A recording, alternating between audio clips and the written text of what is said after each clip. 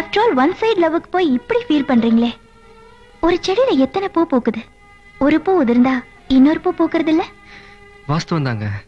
ஆனா உதிர்ந்த பூவை மறுபடியும் எடுத்து ஒட்ட வைங்க பார்க்கலாம். முடியாது. அது மாதிரிதாங்க காதலும். சில பேருக்கு அது செடி மாதிரி, ஒண்ணு போச்சுன்னா இன்னொன்னு. சில பேருக்கு அது பூ மாதிரி, ஒரு தடவை பூத்து உதிர்ந்ததுன்னா அவ்வளவுதாங்க, மறுபடியும் எடுத்து ஒட்ட வைக்க முடியாது.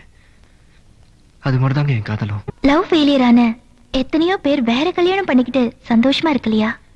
இருக்காங்க. ஆனா அவங்க சந்தோஷமா தான் இருக்கிறாங்களான்னு நமக்கு எப்படிங்க தெரியும்? எங்க லவ் ஃபெயிலியரை வேற கல்யாணம் பண்ணிட்டு வாழ்ந்துட்டு இருக்காங்களே, அவங்க ஒவ்வொருத்தர் நெஞ்சையும் தொட்டு சொல்ல சொல்லுங்க பார்க்கலாம். ஏன் மனசுல அந்த பழைய காதல் இல்ல, எல்லாத்தையும் மறந்துட்டு வாழ்ந்துட்டு இருக்கேன்னு? நிச்சயம் முடியாதுங்க.